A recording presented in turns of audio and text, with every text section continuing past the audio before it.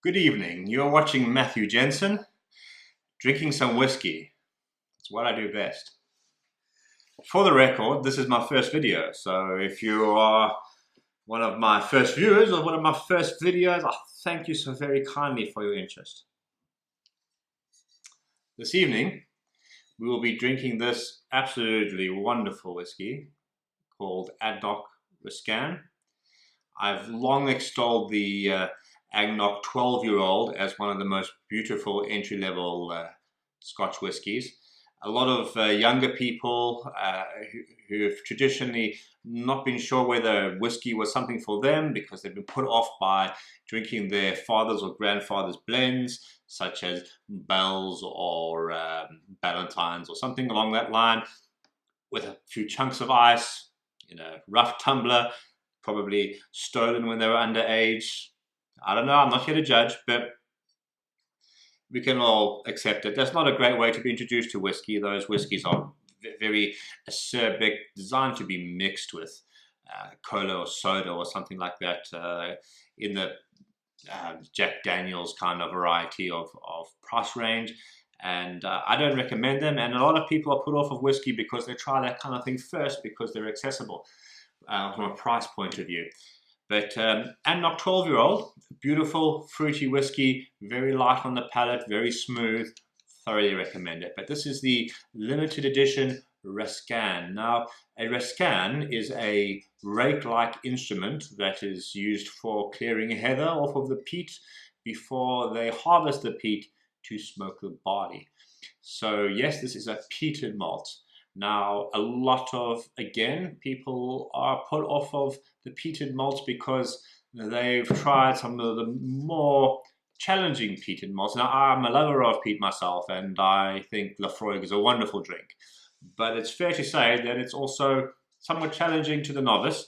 The likes of Laphroaig, Bruichladdich, Port Charlotte, that sort of thing, they go heavy on the peat, strong, heavily peated. This one is apparently only 11.1 parts per million of peat smoke. Now, I don't understand that measurement. I could probably look it up and understand it for you, but it's accepted this is a low level of peat, and this is a lightly peated whiskey, and it's delicious for it. Yeah, let's have a taste. Beautiful thing. Oh, there's still a little bit from the last clip on here. So, pour a little splash. I'm going to be mixing this with water later, so I won't be too generous.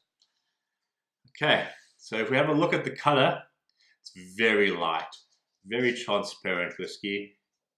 Definitely no caramel coloring being added here. So yes, I am a Philistine. I drink my whiskey from a tumbler. Tumbler comes so beautifully to hand. It's got a mass to it. I'm not a sniffler fan. I understand that they bring out the smell of the whiskey and some of the flavors more effectively, but I'm a big believer in drinking your whiskey the way you enjoy drinking your whiskey. Feel comfortable with it. It's yours. Don't let anybody else tell you what you should do with your own stuff, right? So here's a lovely, lovely, beautiful, muted gold color whiskey. On the nose, the smoke is present but light. It's subtle. It's not going to blow your socks off this peat smoke flavor. It's just there. There's a meaty, bacony savoriness to it, which is just wonderful. Actually, this you could douse yourself in this and treat it as eau de cologne. That's magnificent.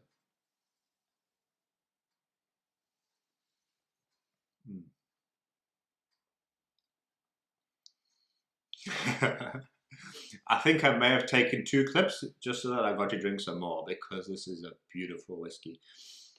Straight away, as you take your first sip, you hit hard with a strong fruity note. It's sort of Granny Smith apple. It's sweet, but also there's a tartness to it, but there's no burn. This is so smooth. It's beautiful. After a while, it releases some sort of toffee and vanilla notes. And the smoke is always there, but so subdued. This is not a strongly peated whiskey. This is something with just a hint of peat. You know it's there, but it's not in your face. This is not the Peat who tells you dad jokes all day long. This is Peat sitting in the corner reading his newspaper.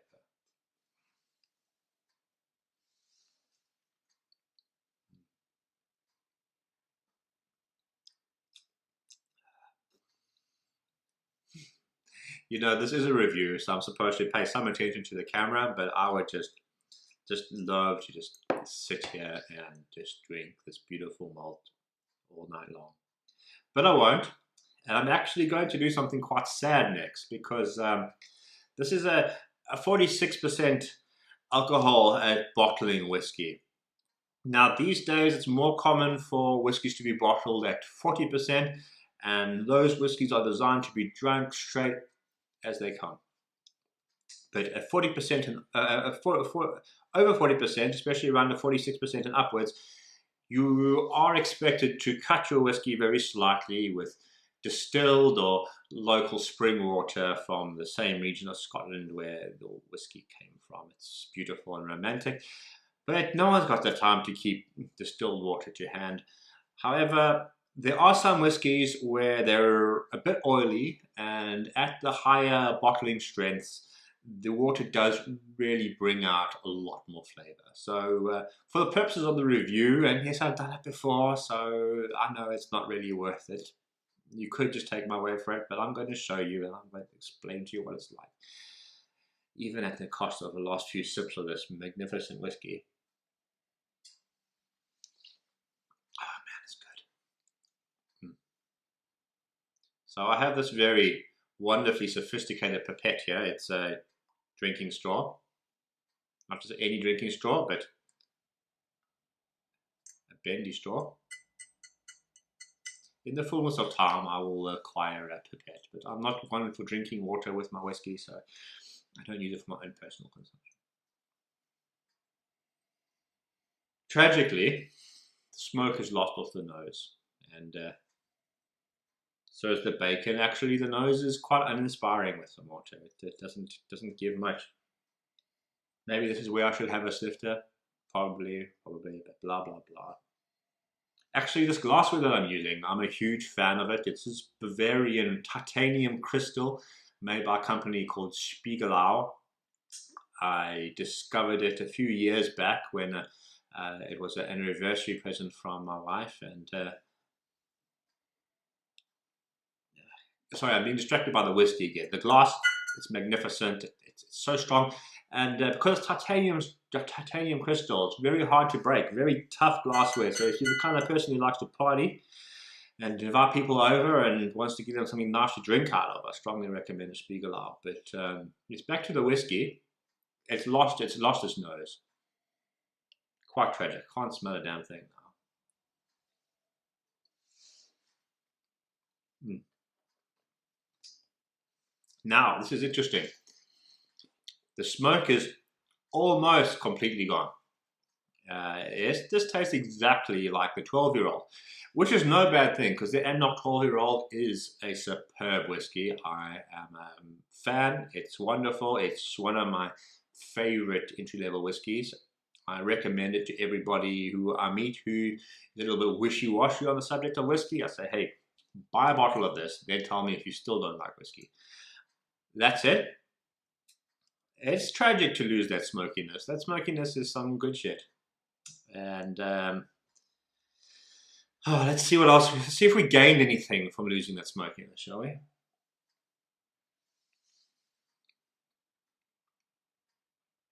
So the toffee and vanilla notes have come to the fore. They're a lot stronger. The sweetness is more pronounced in dilution, and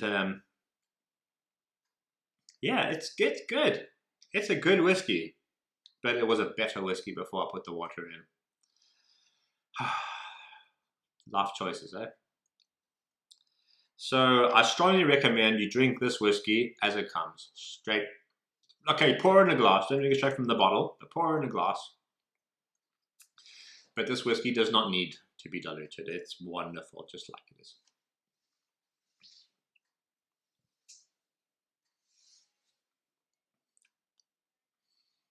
Now, the peat is still there, but it's so mild. It's almost forgettable now.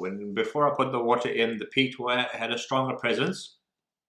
You knew he was in the room, but now, I don't know. Now it's a hint. Maybe this is a glass that wasn't washed out before drinking. Previously maybe you drank a Lagavulin and now you've poured this into it. The peat is just so mild.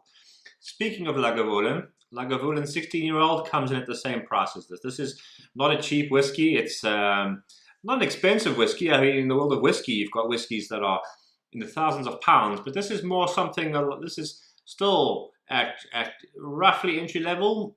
Let's call it entry level, intermediate, or advanced entry level. I don't know, but it's not cheap. You won't find it in the supermarket, not likely. It's a special edition. Comes in this beautiful green-hued bottle.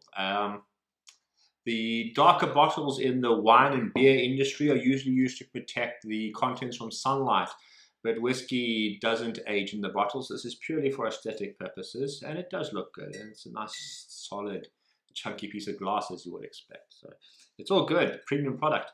But at roughly £60, $100, 80 euros, something along those lines, it does go head to head with probably the world's favorite peated whiskey. Sorry, Lafroig fans and Bruichladdich fans, both superb whiskies, but Lagavulin is probably the most preferred of the peaty whiskies, and this goes head to head with it. Now, Lagavulin, knock your socks off. I love this stuff. It's beautiful. This is milder, fruitier, sweeter.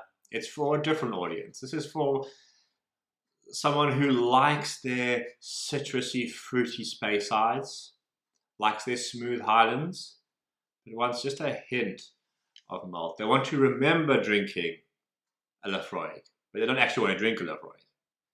So, whereas when you think of something as strong as Lafroig or Bruichladdich, or something quite as distinctively peaty as Lagavulin, this is a homage to those whiskies. This is a drink that knows those whiskies exist, but you want to drink this in a sophisticated London bar. This is not a whiskey you drink after a long walk in the Highlands, Monroe bagging. This is a sophisticated, genteel whiskey, and all the better for it, to be fair.